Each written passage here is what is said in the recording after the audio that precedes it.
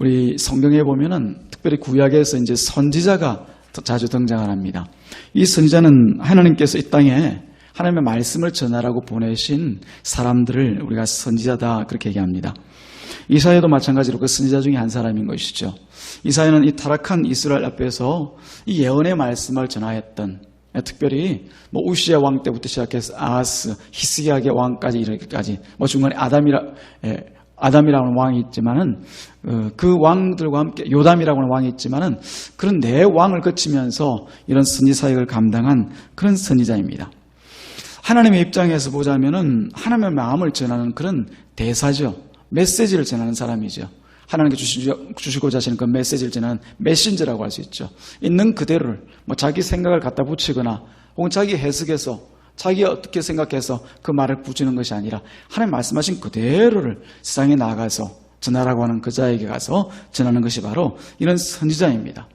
이스라엘의 백성 가운데서는 이런 선지자가 있음으로 인하여서 내가 어느 위치에 있는지를 가늠하게 됩니다. 선지자가 와서 전하는 말씀을 듣고 하나님께서 지금 우리가 이렇다고 판단하시는구나, 그것을 깨달아 알게 되는 거죠. 근데 뭐 보통 때 같으면 하나님께서 이 선지자들을 보내시겠습니까? 보통 들을 만한 일이 있으니까, 들을 만한 또 사건이 있으니까 그들에게 보내시는 것이죠. 그래서 선지자가 갔다, 선지자가 세워져 있다, 그러면 보통 이 하나님의 백성들이 타락해 있을 때가 많습니다. 그럴 때 하나님께서 돌아오라고, 뭐 좋은 일이 있을 때 하나님께서 선지자를 보내는 것 제가 성경에서 보니까 크게 나타나지 않습니다. 뭐 선지자들끼리 하는 얘기는 있지만은, 그러나 나라와 백성을 위해서 선지자를 보낼 때는 항상 보면은 나라에 국난이 있거나 어려움이 있거나 더 근원적으로는 하나님 앞에 타락해 있을 때 하나님께서 선지자를 보내어서 말씀들을 전하게 하시는 것이죠. 그래서 선지자가 나타났다 이러면 하나님의 백성의 입장에서 볼 때는 이건 곧 우리가 타락했구나, 돌이켜야 되겠구나, 그래서 생명과 구원과 회복의 길로 돌아가야 되겠구나 라고 하는 것을 깨닫는 그런 바로미터가 되는 것이 이 선지자의 출현이다라는 것을 우리가 알 수가 있는 거죠. 그런데 이 일이 지금도 계속되고 있습니다. 왜냐하면 이 땅이 아직까지 주님 오시기 전이라 하나님의 백성들이 있는 그 자리입니다. 하나님께 택함받아서 부름받아서 있는 하나님의 백성이 이 땅 가운데 있으면은 이 땅에 하나님의 백성들이 있으면서 하나님 말씀대로 살지를 못한단 말이죠. 뭐 처음에는 어떻게 보면은 무지해서 하나님 말씀이 뭔지 몰라서 그저 자기 생각과 자기 기분대로 신앙생활을 하는 그런 모습들도 있지만, 어느 정도 신앙생활을 하게 되어지면 하나님의 말씀을 알게 됩니다. 그때부터는 어떻습니까? 말씀을 알았음에도 불구하고 어떻게 보면은 하나님의 말씀이 가르치는 방향대로 가는 것보다는 오히려 세상 가운데 있는 일들을 더 사모해서 나아가 하나님 앞에 타락한 모습으로 드러날 때가 많이 혹은 자주 있는 것이죠. 이스라엘이 우리 가운데 보여주고 있는 그런 모든 모습들, 그것은 사실 지금 예수를 믿고 살아가는 우리들에게 보여주는 모습과 크게 다르지 않다는 것을 우리가 먼저 알아야 됩니다. 그래야만 우리가 성경을 읽을 때 이게 고대 역사 이야기가 아니구나, 또 예수님 오신 그 이야기도, 신약 이야기도 이게 뭐 2000년 전에 예수님 오신 그 이야기들을 우리가 역사로 살피는 이야기가 아니라 오늘 나에게 부딪히는, 나에게 하시는 그런 하나님의 말씀이라는 것을 우리가 알게 되어지는 것이죠.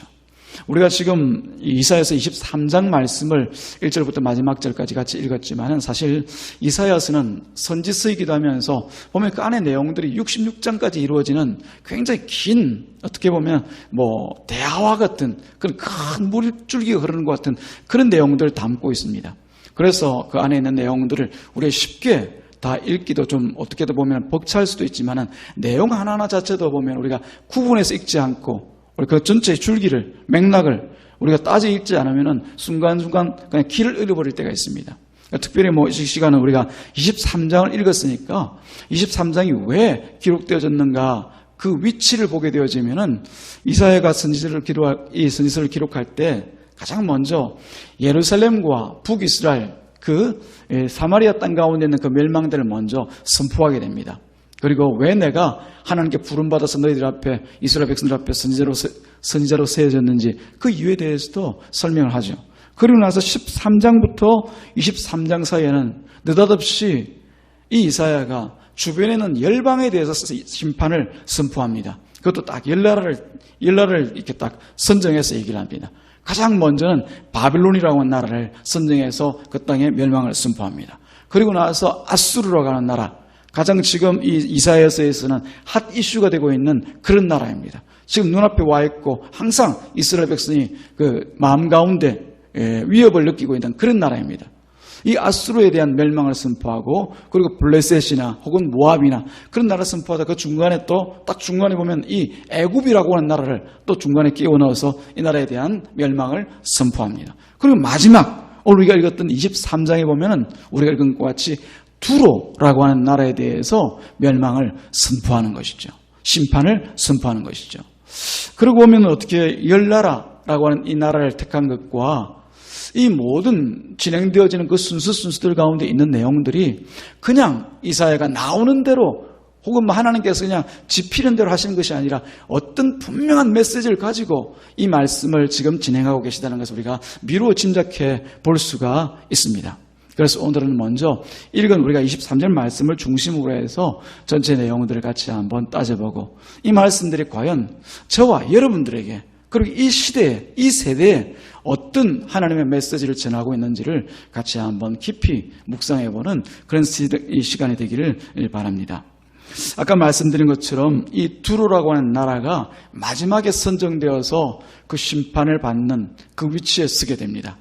뭐 선정됐다고 좋은 게 아닌 것 같네요. 그죠? 일단 마지막에 두로가 선정되었는데 이 두로가 어떤 나라인가라고 하는 것을 우리가 한번 살펴볼 필요가 있습니다. 두로는 우리가 지리적으로는 그 팔레스타인 지역, 이스라엘 백성이 지금 살고 있는 그 지역, 가나안 땅이라고도 하죠. 그 지역의 북서쪽에 있는, 그러니까 지중해 연안을 끼고 있는 그곳에 있는 이 하나의 도시국가입니다. 도시국가. 페니키아라고 하는 이 큰 나라가 있으면은 그 페니키아라고 하는 나라는 그냥 왕이 한 사람이 아니라 여러 도시들 속에서 왕들이 세워져 있고 그 왕들이 나중에 되면 서로 협의해서 가장 힘 있는 사람이 그 전체의 왕이 되는 그런 이 체계를 가지고 있거든요. 그 중에서 두로라고 하는 지역을 다스리는 왕이 다스리는 그 나라가 바로 두로입니다. 두로. 그래서 가령 보면 두로가 특징이 어떤 것이 있는가 우리가 알아볼 필요가 있는데 이 두로는 한마디로 말해서 이 해상무역에 굉장히 능한 그런 나라입니다. 그도 그럴 것이 해변에 지금은 이제 땅이 붙어 있습니다. 붙어 있지만 그 당시만 하더라도 섬으로 이루어져 있던 이 두로가 항상 배를 가까이 하고 항해를 하다 보니까 자연적으로 항해술이 발달하게 되어지고 발달된 항해술을 통해서 각 나라를 돌아다닌단 말이죠.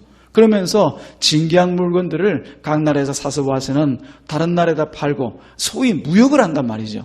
무역 중개를 하면서 엄청난 부를 쌓습니다. 무역을 하다 보면 굉장히 거기 이익이 많이 남잖아요. 여기서 싼 물건을 사다가 저기 비싸게 팔고 여기 싼 물건을 사다가 저기 비싸게 팔고 하다 보면 그 중간 이익을 취하는 게 바로 이 두로 나라란 말이에요. 그래서 당시 모든 지중해 근방에 있는 해상권을 다 쥐고는 그야말로 돈을 쓸어 담는 나라가 바로 이 두로였습니다. 그래서 이 두로를 향하여서 사람들이 얘기할 때 야, 저 땅은 진짜 돈이 넘쳐난 나라다. 저 땅은 진짜 뭐라고 해도 망하지 않을 나라다. 왜요? 돈이 풍족하니까 끝까지 살아남을 나라다. 이 바다와 배만 있으면 어디서든지 저 사람들은 행세를 하고 살 그런 나라다. 그렇게 쳐주는 칭찬받는 그런 나라였습니다. 그 옆에 있는 또 나라가 있습니다. 시돈이라고 하는 나라인데요. 우리가 4절에 보면 시돈이 등장하고 있죠. 4절에 보니까 시돈이여 너는 부끄러워할지어다. 대접받아 곧 바다의 요새가 말하기를 이라고 표현되는 시돈도 그 옆에 있습니다. 이 두 나라가 어떻게 보면 때로는 같은 이름으로 불리기도 하다가 어떤 때는 또 서로 나눠지기도 하는데 항상 같이 불려지는 때가 많습니다. 두로와 시돈, 시돈과 두로 이렇게 되어지는 거죠. 이 두 나라가 이스라엘 백성들하고는 깊은 관계를 맺습니다. 잘 알다시피 다윗 왕 때는 다윗 왕궁을 지을 그 백향목을 위해서 공급해 내려오는 그런 일들을 맡은 나라가 바로 두로라고 하는 나라입니다. 그 나라로부터 받은 백향목을 통해서 다윗이 왕궁을 짓고 또 솔로몬도 마찬가지로 성전을 짓는데 이 두로에서 공급되어 오는 그 백향목으로 또 성전을 짓고 자기 왕궁도 짓고 그렇게 합니다. 긴밀한 관계라고 할 수가 있죠. 시돈은 여러분들이 아마 이 이름을 말씀을 드리면 금방 기억할 것 같습니다. 여러분 이세벨이라고 아시죠? 이세벨, 엣바알의 딸이라고 할 수 있는 딸인 이 이세벨이 바로 이 시돈 사람입니다. 엣바알이라는 이 말은 자기 아버지 이름이 엣바알인데 바알의 제사장이라는 뜻이거든요. 그러니까 철저히 바알 신을 섬기던 이 엣바알이 자기가 시돈 지역의 왕이 되고 난 뒤에 자기 딸을 북이스라엘로 시집을 보냅니다. 그때 왕이 누굽니까? 아합 왕이잖아요. 그러고 나서 선교의 사명을 가지고 와서 이 북이스라엘을 아합을 섬기는 나라로 만들고자 선교 활동을 합니다. 그래서 아합 왕도 바알을 섬기게 만들고 북이스라엘 그 모든 백성들이 바알을 섬기게 만들었던 그런 일을 한 사람이 바로 이세벨, 시돈 지역 출신 사람입니다. 이처럼 깊은 관계를 맺고 있던 사람, 이 지역이 두로와 시돈 이런 것이죠. 근데 그 당시 이 두로라고 하는 나라가 특별히 세상 사람들에게 어필하고 있는 것은 무엇이었냐면 바로 이 돈이었습니다. 돈. 예. 이 무역을 통해서 벌어들이는 그 엄청난 부가 이 두로를 상징하는 하나의 어떤 상징물처럼 되어져 있었던 거예요. 그래서 사람들이 돈을 위해서라면 모든 것을 다 하고 또 더해서 자기 지역에 우상을 세워놓는데 어떤 우상을 세워놓냐면 돈 될 만한 우상들을 다 세워놓는 거예요. 특별히 아세라나 바알과 같은 그 신상을 크게 세워놓고 또 해상무역을 하는 데 있어서 필요한 그 신들이라고는 다 가져와 가지고 그 도시에다 세워놓고 있는 그런 지역이 바로 이 두로라고 하는 그런 지역이 있습니다. 근데 하나님께서 이 두로라고 하는 나라를 한순간에 무너뜨려 버릴 것을 지금 예언하고 있습니다. 우리가 읽었던 1절부터 14절 사이의 내용들이 우리가 보면 좀 이해가 안 되는, 어떻게 보면 그냥 말이 좀 어떻게 지명도 그렇고 진행되는 말도 그렇고 잘 이해가 안 될 수도 있습니다. 당연한 이야기입니다. 왜냐하면 그 당시 이사야가 지금 이 예언을 하던 당시와 지금과는 너무나 큰 시차가 있기 때문에 그런 것이죠. 그 당시 사람이라고 하면 마치 우리가 조간신문을 받아들거나 혹은 우리가 무슨 TV에서 뉴스를 보는 것처럼 지금 하는 이야기 하나를 어떻게 보면 금방 알아들을 수 있었을지 모릅니다. 아, 이사야가 지금 이런 얘기를 하고 있네. 별로 비밀스럽지도 않은 그런 이야기들입니다. 다 통용되고 아는 그런 이야기입니다만 우리는 워낙 오랜 시간을 지금 지나와서 그 과거에 있었던 역사적인 일들을 다 모르기 때문에 설명이 필요하고 이 말들이 그냥 비밀스럽게 보이는 것이지 사실은 이사야가 하는 말의 메시지는 간단합니다. 1절부터 14절 그리고 18절까지 있는 말씀들, 그 말씀들 제가 1절부터 14절까지의 내용이 같은 우리의 덩어리로 되어 있기 때문에 잠깐 제가 짧게 요약해서 말씀을 드리겠습니다. 이 두로라고 하는 나라를 보면서 하나님께서 심판하실 것을 말씀하시는데 그것은 곧 무엇 때문인가? 이 세상의 무역, 즉 돈줄을 쥐고 있던 이 두로의 배들이 결국은 하나님 앞에 다 망하게 될 것을 얘기합니다. 1절 보면 슬피 울 것이다. 다시스로 가는 배들이 슬피 울 것이다. 그렇게 얘기합니다. 뭐라고 그러갑니까? 무역하기 위해서 화물을 잔뜩 싣고 가던 이 배가 슬피 운다고 얘기합니다. 왜요? 돌아갈 항구가 없으니까. 두로 돌아갈 수 없으니까. 또 그 뒤에 보면은 두로를 통해서 이익을 얻던 모든 나라들도 이제 앞으로 소망이 없는 것을 알고 슬피 운다. 그렇게 얘기하고 있습니다. 왜냐하면 이제 이익 볼 일이 없으니까요. 그 말은 우리가 상징적으로 두로가 그동안 무역이 중심이 되던 그 거대한 이 선박단을 이끌고 돌아다니면서 무역하던 이 두로가 다 망했다고 한 거예요. 다 망했기 때문에 다시스로 가던 배들도 울고 또 이익을 얻던 그런 나라들도 지금 슬피 울고 있다. 그렇게 예언을 하는 거죠. 한마디로 두로가 망하고 나니까 그 두로가 흘려보내던 돈줄이 되던 그 모든 것들이 다 지금 무너져 버린다는 것이죠. 무너져 버린다는 것이죠. 지금 우리가 세상에 봐도 크게 다르지 않지 않습니까? 기업이라고 세워놓은 것, 일굴 때는 10년, 20년 혹은 3, 40년씩 걸려가면서 아주 고생을 하면서 세워놓았던 그런 기업들도 혹은 사업장들도 어느 한순간에 무너져 버립니다. 그러고 보면 이게 흔적이 없죠. 남는 건 뭡니까? 그야말로 비참한 모습들만 남아있는 그런 모습도 우리가 보게 될 때가 많습니다. 그래서 그 당시에 있던 모든 나라들이 또 그 사실을 접하는 사람들이 두로가 망했다 이런 얘기를 들을 때 순간적으로 당혹해하고 막 놀랍니다. 그러나 잠시 이 두로를 위해서 안타까워하고 야, 두로가 어떻게 그런 일을 당해서 그럴 리가 없는데 아, 참 슬프다. 어떻게 그런 일이 참 세상 더덥지 이런 얘기를 하는 것도 잠시지 나중에 되면 어떻게 합니까? 두로가 차지하고 있던 그 모든 해상 무역권을 누가 차지하느냐 그게 혈안이 되는 거죠. 오히려 두로를 제쳐놓고 나머지 그 해상권에 대하여서 차지하기 위해서 서로가 혈안이 되어서 서로 싸우는 그런 결과들이 나타난 거죠. 그래서 10절에 보면은 하나님께서 두로를 멸망케 하실 때 두로의 식민지로 있던 이 다시스라고 하는 그 지역의 배들이 일어나가지고 그 모든 자리를 다 대신해 버립니다. 이 다시스가 보면은 이 두로의 식민지로 있었거든요. 돈이 워낙 많다 보니까 다시스 땅을 다 사버렸어요. 그러나서 자기 식민지로 삼고 있던 이 다시스가 그 전에 두로가 벌어들인 것이 100이라고 하면은 그 중에서 한 1, 2 정도 갖다 주면서 그 나라 백성들을 살게 만들었는데, 이제 두로가 망하고 나니까 다시스가 우리에게도 배가 있겠다. 우리도 지금까지 두로가 하던 거 다 보고 알았겠다. 그 영업처들도 내가 다 알겠다. 이제 내가 그 일하지. 그리고 다시스가 일어나가지고 그 두로가 하는 일들을 합니다. 10절 말씀만 한번 보실까요? 10절에 이렇게 기록되어져 있습니다. 10절 보니까 딸 다시스여 나일같이 너희 땅에 넘칠지어다. 나일이 어떻습니까? 곡식이 풍성하지 않습니까? 그것처럼 이제 다시스, 그동안 식민지로 살던 너희 땅이 이제 넘치게 될 것이다. 너를 속박함이 다시는 없으리라. 이제 왜냐하면 주인 되었던, 자기를 식민지로 삼고 있던 이 두로가 다 망해버렸기 때문에 이제 속박할 땅이 없기 때문에 마음껏 너희들이 무역하라 그러는 거예요. 그런 지경이 지금 일어나고 있습니다. 그리고 화려하고 부유하던 이 두로는 세상의 조롱거리가 됩니다. 다시스의 배들이 돌아다니면서 이 두로직을 지휘할 때마다 저거 저렇게 화려하던 저 두로가 망했구나 그러면서 혀를 차면서 그 상황을 놀립니다. 한때는 잘 나갔지. 야, 저거 옛날에 하던 거 보면은 우리가 얼마나 또 고생하면서 저 두로 따라다녔냐. 근데 지금 봐봐, 저렇게 됐어. 그런 모습들로 전락하고 만나라고 하는 거예요. 14절에 그 내용이 나와 있죠. 다시스의 배들아 너희는 슬피 부르짖으라. 너희의 견고한 성이 파괴되었느니라.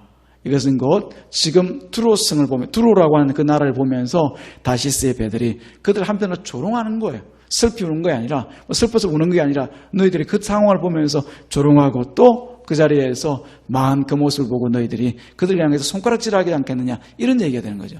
자, 지금부터 1절부터 14절까지 나온 내용을 보면은 하나님께서 이 두로라고 하는 나라, 그게 돈으로 세워져 있던, 돈을 자랑하던 이 나라를 한순간에 다 무너뜨리고 나니까 세상이 비참해도 이렇게 비참한 게 없어요. 그 밑에서 살던 다시스라고 하는 이 대표적인 나라가 일어나서 오히려 그들을 조롱하고 있어요. 돈으로 세워졌을 때는 다들 두루요. 이 참 두루가 이렇게 귀한 분입니다. 찾아오셨습니까? 좀 앉으시고 제가 대접하겠습니다. 이렇게 대접하던 두루라고 하는 나라가 이처럼 비참한 모습으로 전락해 버리고 있는 것이죠. 그런데 이사야는 우리가 읽었던 1절부터 18절 그 중간에 가장 중요한 한마디를 집어넣고 분명하게 이스라엘 백성들에게, 그리고 오늘 우리들에게 선언하고 있습니다. 9절 말씀입니다. 9절 같이 한번 읽어보시겠습니까? 9절 찾으시고 함께 읽겠습니다. 시작. 만군의 여호와께서 그것을 정하신 것이라. 거기까지. 바로 이 말입니다. 만군의 여호와께서 지금 두로가 망하는 이 모든 일들을 다 정하여 하고 계신다는 거예요. 두로가 지금 힘이 없어서, 경제가 지금 힘들어서, 군대가 약해서 지금 망하고 어려움을 당하는 것이 아니라 하나님께서 정하셔서 이 두로를 지금 심판하시고 멸망의 길로 인도하셨다라고 하는 겁니다. 이 모든 일을 정하신 분이 여호와 하나님이심을 잊지 말고 기억하라, 그렇게 경고하고 있는 것이죠. 우리가 이 누가복음 말씀에서도 보면은 이 두로 같이 어리석은 사람들의 예를 우리가 볼 수가 있습니다. 두로는 자기 돈만 믿고 창고에 그득그득 쌓여있는 그 부만 믿고 자랑하고 돌아다니는 사람이거든요. 누가복음 12장 말씀에서도 보면 예수님께서 한 부자가 자기 밭에서 거두어들인 자기 그 농작물들을 보면서 아주 뿌듯해합니다. 추수가 엄청난 이 수확량을 가지고 지금 추수를 하고 나서 보면서, 야, 이거 창고를 몇 개를 짓지? 창고 하나 가지고는 모자라겠는데 2개를 더 지을까, 3개를 더 지을까, 이렇게 창고 걱정을 하면서 배를 두드리면서 만족해합니다. 야, 저것들 창고 안에다 집어넣고 있으면은 내가 2년이고 3년이고 몇 년이고 앞으로 내 죽을 날까지 든든하게 걱정 없이 살겠는데, 이런 식으로 지금 얘기하고 있단 말이죠. 근데 예수님께서 그 부자를 향하여서 이렇게 말씀하십니다. 누가복음 12장 20절에서 21절 말씀 사이에서 보면은 이렇게 말씀하십니다. 하나님께서 그 부자를 보고 이러시되, 어리석은 자요. 어떤 자요? 어리석은 자요. 오늘 밤에 네 영혼을 도로 찾으리니 그러면 네 준비한 것이 누구의 것이 되겠느냐 하셨으니, 그렇게 지금 가득 쌓아놓고 저건 내 거다, 저것만 있으면 내가 행복하고 즐겁게 즐기면서 살리라 배두드리고 있었는데 보니까 하나님께서 오늘 밤에 그 영혼을 데려가신대요. 그러면 그 남은 것이 결국 누구의 것이 되겠느냐라고 하는 거죠. 그러면서 예수님께서 그런 비유를 통해 사실 말씀에 결론을 스스로가 붙여서 이렇게 얘기합니다. 자기를 위하여 재물을 쌓아두고 하나님께 대하여 부유하지 못한 자가 이와 같으니라. 지금 두루는 이 부와 누구로부터 비롯된 것을 알지 못합니다. 하나님께서 허락하여 주셔서 두루를 부하게 하셨으면 이 모든 부도 돈도 하나님께 바치고 드려야 되는 것이 마땅하죠. 근데 이 사람들은 지금 교만하게 그 돈을 자기 힘으로 삼아서 세상에 자랑하면서 살아갑니다. 그냥 둘 수가 없죠. 하나님께서 반드시 치셔야 되는 것이죠. 우리들도 마찬가지입니다. 우리가 하나님께 부름받고 난 뒤에 우리 삶은 우리 것이 아니라 우리 주님의 것입니다. 믿습니까? 여러분들이 그렇게 믿음으로 고백하셔야 되는 거예요. 여러분들이 고백하시든 안 하시든 하나님께는 우리가 그런 모양으로 하나님께 붙들려 있다는 것을 여러분이 아셔야 됩니다. 예. 저와 여러분들은 하나님께 부름받은 것이 확실하다고 하면은, 하나님께 택함받아 구원받은 자가 확실하다고 하면은, 우리가 가지고 있는 시간이나 돈이나 혹은 우리가 가지고 있는 건강, 예, 그리고 힘, 이 모든 것이 하나님 것입니다. 하나님께서 이 세상을 살면서 우리를 통하여서 자신의 영광을 드러내기 위해서 사용하라고 우리 가운데 잠깐 주신 것이거든요. 그래서 이 부자가 그 밭에서, 그 논에서 거두들인 이 주스들을 바라볼 때, 하나님께서 어떤 일을 하라고 이렇게 내게 많이 또 허락해 주셨지? 일로 뭘 할까? 이렇게 생각해야지. 지금 그 모든 것을 주신 하나님을 바라보지 않고, 고개를 들어서 하늘을 바라보지 않고 땅을 바라보면서 그 주수한 것들을 바라보면서, 야, 내가 창고가 몇 개 필요하지? 지금만 있으면 내가 행복하게. 그게 하나님께 치시는 거야. 그래서 이 두루가 그런 모양으로 이 부에 대하여서 우상을 섬길 줄 알지 하나님을 섬길 줄 모르는 이 백성을 향하여서 이제 진노하고 하나님께서 이 일을 정하신 것이라, 심판하시기로 정하신 것이라 말씀하시고 심판하시는 것이죠. 사실 이 이스라엘 백성들은, 이 두루라고 하는 백성들은요, 어떻게 보면은 이 하나님을 알 수 있는 가장 가까운 그런 기회와 위치에 있었습니다. 잘 아시다시피 아까 말씀드린 것과 같이 다윗 왕과 가까운 관계를 맺고 있었거든요. 다윗이 섬기는 그 하나님을 누구보다 가까이 볼 수 있는 사람이 이 두루 사람들이에요. 그리고 솔로몬 때 와서 성전을 짓지 않습니까? 거기에 백향목을 갖다 내주는 그런 일들을 하지 않습니까? 그럼 성전을 지을 때 솔로몬이 그냥 성전 짓자고 했겠습니까? 우리 하나님은 이런 분이시고 우리 하나님께서 천지 만물을 지으시고 또 만물 가운데 복을 주시는 유일한 분이 우리 하나님이셔. 그 하나님에 대해서 내가 성전 짓는 것이 얼마나 영광스러운지 몰라. 너희들이 보내온 이 백향목으로 성전을 짓지만 너희들도 이 하나님 믿어야 돼. 그 얘기 했을까요? 안 했을까요? 당연히 했고 들었겠죠. 그럼에도 불구하고 이 두루 백성들은 자기들의 그 부, 돈, 이것을 떠나지 못하고 결국은 하나님이 아니라 돈을 숨기는 자리에서 돈을 위해서 우상을 만들고 우상을 세우는 그 자리에서 떠나지를 못하고 살아갔던 사람들이 이 두루 사람들인 것이죠. 그래서 결국 보면은 하나님께서 이 모든 사람, 이 두루에 대하여서 아수르 군대를 일으켜서 결국은 완전히 시돈과 함께 황폐하게 만들어버리리라, 심판을 하리라, 그렇게 말씀하고 있는 거죠. 열방은 힘과 돈으로 좌지우지로 하려고 하지만은 그러나 모든 주권은 하나님께 있다라고 하는 것을 하나님께서 날마다 알게 만들어 주시는 거예요. 이게 바로 우리가 읽었던 1절부터 14절까지 그리고 18절까지 있던 내용들을 제가 간략하게 말씀을 드린 거예요. 그러면 이 예언이 선포되었는데 왜 선포되었는지, 단순히 도로 망한다 이 얘기하려고 지금 하나님께서 이 말씀을 하시는 것이 아니라 그 배경이 있습니다. 그 배경이 무언가를 알면 이게 왜 이렇게 말씀하고 있는가라고 하는 것을 우리가 알게 됩니다. 당시 상황을 우리가 한번 살펴보기를 바랍니다. 그 당시가 어떤 상황이었냐면은 이제 우리가 앞전에 이사야서 7장 말씀을 본 것과 같이 아하스라고 하는 왕이 아람과 북이스라엘이 연합해서 이제 남녀들을 치러 옵니다. 그때 이 아하스 왕이 사시나무 떨듯이 막 떨었죠. 근데 이사야가 그 모습을 보고 달려가서 아하스 왕이요, 두려워하지 마소서.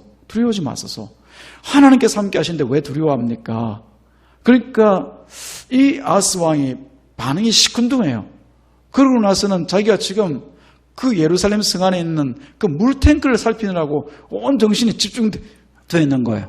그래서 이사야가 보다 못해가지고 이 아하스 왕에게 뭐라고 얘기합니까? 아하스 왕이요, 징조를 구하소서. 징조를 구하소서. 즉 하나님께서 당신을 도와주신다고 하는 그 분명한 확실한 그 징조를 하나님께 구하라. 그렇게 얘기를 하는 거예요. 하나님께 나가서 기도를 하든지 안 그러면 미디안이 쳐들어왔을 때 기도한 것 같이 양틀을 가지고 나가서 양틀이 젖게 하든지 땅이 젖게 하든지 그런 식으로 하나님 앞에 징조를 구해봐라 얘기하니까 이 아하스 왕이 여전히 시큰둥하게 징조 구해봐야 뭐합니까? 구하지 않아도 됩니다. 그렇게 얘기를 하는 거예요. 이 믿음 있는 말 같지만 결국 어떤 얘기였습니까? 하나님을 믿어서 그런 게 아니라 이 아하스 왕의 그 마음 안에는 하나님은 그냥 교회에서나 찾는 하나님이지 하나님이 이런 군대 앞에서 무슨 힘이 되겠습니까? 차라리 군대는 군대로 우리가 대적을 해야죠. 그래서 저 북쪽에 있는 아수르와 벌써 밀약을 맺어놓고 있어요. 아람 군대가 쳐들어오거든 북이스라엘 군대가 쳐들어오거든 아수르여 우리를 도와서 우리의 힘이 되어 주옵소서 우리가 조공은 얼마든지 갖다 바칠 테니까 그렇게 해주십시오. 그러고 나서 그러고 있단 말이에요. 믿음이 없는 것이고 하나님을 의지하지 않는 불신과 불의한 모습을 아하스 왕이 보여주고 있는 거죠. 하나님께서 이 아하스 왕을 쳐버리십니다. 그러고 나서 그 다음 왕으로 히스기야 여러분 잘 아시는 히스기야가 이제 왕이 되어서 세워집니다. 그렇다면 여러분 어떻게 생각할 수 있습니까? 이 히스기야는 이제 그 아버지가 했던 일을 안 해야죠. 아버지가 그렇게 해서 당했으면은 아수르에게 고생하다가 조공 바치느라 고생하다가 죽었으면은 이제 이 히스기야는 누구만? 하나님만 믿고 의지해야지. 그렇게 돌아가는 것이 마땅하잖아요. 근데 이 히스기야도 별반 다르지가 않습니다. 단지 방향만 조금 틀어졌어요. 아버지를 고생하게 만든 아수르 나는 결코 섬기지 않으리라. 좋습니다. 반아수르 정책을 취합니다. 근데 히스기야가 지금 하나님만 의지하고 그렇게 아수르를 향해서 반아수르 정책을 취하는 것이 아니라 다른 또 꿍꿍이 속이 있어요. 어떤 꿍꿍이 속입니까? 저 뒤에 있는 후방에 있는 애굽과 이제 이 밀약을 맺어가지고 아수르가 우리를 치러 올 때는 애굽이여 우리를 도와주옵소서 그게 힘을 삼고 있단 말입니다. 지금 그런 상황이에요. 그래서 하나님께서 가만두실 수가 있겠습니까? 당연히 하나님께서 이스라엘을 보내서 그런 방향, 그런 길로 나아가서 죽을 길로 나가려고 하는 이 히스기야에게 다시 돌이키도록 말씀을 전하고 있는 거죠. 그래서 지금 히스기야가 그리고 그 아버지 아하스가 무엇을 의지하고 있었습니까? 하나님을 의지해야 되는 하나님의 백성임에도 불구하고 아하스는 아수르를 의지하고 그리고 이 히스기야는 지금 애굽을 의지하려고 하고 있단 말입니다. 어떻게 보면 세상에 힘되는 것, 돈 되는 것을 의지해서 이 나라 이 백성을 내가 살려보겠다. 혹은 내가 살아보겠다. 지금 그러고 있단 말입니다. 이사야가 할 때는 이 히스기야가 가지고 있는 이 생각들을 깨부숴야 됩니다. 그러기 위해서 앞서 말씀드린 것처럼 이스라엘 주위에 있는 그 모든 열강들 나름대로 힘께나 있다라고 하는 나름대로 자랑거리가 있다라고 하는 그 열나라들을 다 들어서 그들이 하나님 앞에서는 다 심판의 대상이라고 하는 것을 얘기하는 거죠. 가장 먼저 누굽니까? 바벨론입니다. 지금은 미약해 보이지만 바벨론은 앞으로 이 남유다 가운데 와서 그 나라를 완전히 멸망시킬 그런 힘 있는 나라입니다. 아수르, 지금 가장 핫 이슈가 되어 있는 북이스라엘과 남유다를 괴롭히고 있는 그런 나라입니다. 이 나라 힘으로 자랑하고 있지만 이 나라 하나님께서 멸망시킬 때는 아무것도 아니다라고 하는 거예요. 그 깨달으라고 하는 겁니다. 또 애굽이라는 나라, 이 히스기야가 지금 의지하라고 하고 있지만 이 히스기야도 이 애굽도 마찬가지로 하나님의 손에 들릴 때는 그 나라는 패망하고 멸망하고 심판받을 날에 지나지 않다. 그것을 왜 의지하려고 하느냐고 하는 것이죠. 마지막에는 두로도 마찬가지입니다. 돈. 세상적으로 볼 때는 돈만 있으면 다 될 것 같습니다. 지금 히스기야가 자기 궁전에 있는 그 모든 돈들을 다 들여서 애굽을 섬기면 애굽에 갖다 바치면 애굽이 내 힘이 되리라 그렇게 생각합니다. 이 두로도 결국 돈으로 상징되던 두로도 하나님 앞에 다 망할 수밖에 없는 그런 존재들이라고 하는 것을 이사야가 전하고 있는 거예요. 사랑하는 여러분, 그렇습니다. 이사야가 전하는 이 말씀의 요지는 다른 것 아닙니다. 세상에서 우리에게 힘이 될 만한 것, 그것이 돈이든 힘이든 아무 힘도 되지 않는다라고 하는 것입니다. 오직 하나님의 백성들의 힘은 무엇입니까? 여호와 하나님. 우리에게는 예수 그리스도 그 한 분 외에는 우리에게 진정한 힘과 의지가 될 분이 없다라고 하는 것을 지금 성경에서 우리 가운데 말씀하고 있는 것이죠. 사랑하는 여러분, 이사야가 이런 말씀을 전할 때 히스기야와 그 조정에는 이사야와 같이 이런 하나님의 말씀을 전하는 선지자들이 또 있었습니다. 또 있었습니다. 제사장 들고 가까운 사람들이 있었습니다. 그래서 이 사람들과 자주 의논을 하고 그 사람들과 같이 정책을 지금 꾸며나가는 거죠. 그 사람들이 조언할 때 뭐라고 얘기합니까? 아수르, 저건 우리에게 아무런 도움이 안 되니까 애국과 함께 우리가 친밀하게 얘기합시다. 근데 이사야가 나타나가지고 맨날 뭐라고 얘기합니까? 애국을 의지하다가 너희들이 망한다. 하나님을 의지해라. 하나님께 돌아오라. 이런 얘기들을 시도 때도 없이 하다 보니까 이 사람들이 뭐라고 하시는지 아십니까? 이 사람들이 나중에 가면 이사야를 향해서 오히려 조롱합니다. 너 이사야는 맨날 똑같은 소리만 하느냐? 너가 하고 있는 얘기는 어린아이들도 다 하는 얘기 아니냐? 하나님 죄 지으면 벌받고 심판받고 하나님께 돌아와야 산다는 그 얘기, 맨날 하는 그 얘기를 하는 것도 지겹지 않냐? 그러면서 놀립니다. 지금 세상도 마찬가지인 것 같습니다. 이 세대를 돌아보아도 정말 하나님의 말씀을 듣고 살아가는 하나님의 백성들이 듣는 그 말과 그 말씀들을 여러분들이 다 옳다고 듣지는 마시기를 주님의 이름으로 축복합니다. 진정 성경에서 말씀하고 있는 그 말씀인지 진정 이 세대를 향하신 하나님의 말씀인지를 여러분들이 분별해야 될 줄로 믿습니다. 하나님께서 자기 백성들에게 가장 관심 있는 것이 여러분 무엇이겠습니까? 자기 아들을 피로 값주고 사신 자기 성도들에게, 자기 신자들에게 가장 관심 있는 것이 무엇이겠습니까? 내가 택한 백성들이 얼마나 돈을 많이 벌고 살아가고 있는가, 그것이 관심이 있겠습니까? 자기 백성들이 얼마나 이 땅에서 그렇게 힘있게 살아가고 있는지, 높은 권자에 올라가서 살아가고 있는지 그것 체크하면서 살아가시겠습니까? 그렇지 않으면 이 세상에서 얼마나 건강하게 살아가는지, 얼마나 영향력 있게 살아가는지 그 모습 체크하고 계시겠습니까? 그렇지 않습니다. 그 모든 것을 위해서, 그 모든 것이 결국은 우리의 생명의 길이 아니라는 것을 알게 하기 위해서 예수님께서 십자가에서 죽임을 당하지 않습니까? 하나님께서 가장 우리에게 관심 있게 보는 것은 하나님과의 거리가 얼마냐라고 하는 거예요. 하나님과의 거리가 얼마냐? 얼마나 멀리 가 있느냐? 어쩌면 어떻게 가까이 가 있느냐? 그것만 바라보는 거예요. 그러면서 멀리 가 있는 자들에게는 뭐라고 얘기합니까? 오늘과 같은 설교 말씀을 통해서 돌아오라고 얘기하는 겁니다. 왜 돈 의지하느냐? 왜 세상에 힘 의지하느냐? 세상 바라보느냐? 열강 바라보느냐? 하나님만 의지하라. 그 말씀 듣게 하시는 거죠. 돌아오라는 거죠. 돌아오냐 할 때는 심판받는다는 거죠. 그래서 돌아오면 생명 얻고 회복된다. 이것 하나님께서 관심 가지고 우리 가운데 말씀하고 계신 거예요. 똑같은 말입니다. 제가 이 강단에 전하는 말이 다 똑같잖아요. 예수 믿으라는 겁니다. 하나님만 의지하라는 겁니다. 그렇지 않다고 하면 여러분들이 하나부터 심판받는다는 거예요. 그런데 이사야를 둘러싸고 있었던 그 제사장과 그 신자들은 그런 말 하지 말라는 겁니다. 오히려 어떻게 하면 나라가 부강하게 되겠고, 어떻게 하면 이 위기를 벗어날 수 있는 묘안이 있는지, 이렇게 하면 대책이 됩니다. 저렇게 하면 대책이 됩니다. 아수르를 섬기지 말고 애굽을 섬깁시다. 주를 우리가 돈이 있으니까 같이 협약을 합시다. 돈을 좀 끌어다 씁시다. 이런 얘기들 하고 있는 거예요. 사랑하는 여러분, 오늘 주신 하나님의 말씀은 분명합니다. 이 말씀은 사실 우리 복잡한 인생을 굉장히 단순하고 간단하게 정리를 해줍니다. 우리 가운데도 어려움이 있고 고난이 있고 혹은 생각해야 될 일들이 많으면 여러분 말씀으로 돌아가십시오. 말씀에서 무엇을 말하고 있는가? 오늘 분명한 요지는 한 가지밖에 없습니다. 히스기야에게 이사야가 말하고 있는 것도 복잡한 얘기로 하고 있는 것 같지만 단 한 가지입니다. 다른 것 의지하다가는 다 망한다. 죽는다는 겁니다. 누구만 의지하라는 겁니까? 만군의 하나님, 전지하시고 전능하신 그 하나님만 믿고 의지하고 살아가는 것입니다. 사랑하는 여러분, 하나님만 의지하고 사시기를 주님의 여러분 축복합니다. 우리에게는 우리를 위해서 십자가에서 죽으시고 주인 되시기 위해서 부활하여 오신, 그리고 지금도 우리와 함께 하시는 이 주님 한 분만으로도 충분한 줄로 믿습니다.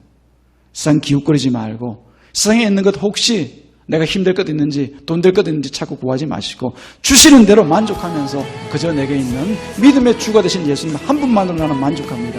그 믿음으로 사시는 저와 여러분 되시기를 주님의 이름으로 축복합니다. 이 어려운 시대에 더욱더 말씀을 분별하여서 살아가기를 다시 한번 주님의 이름으로 부탁을 드립니다.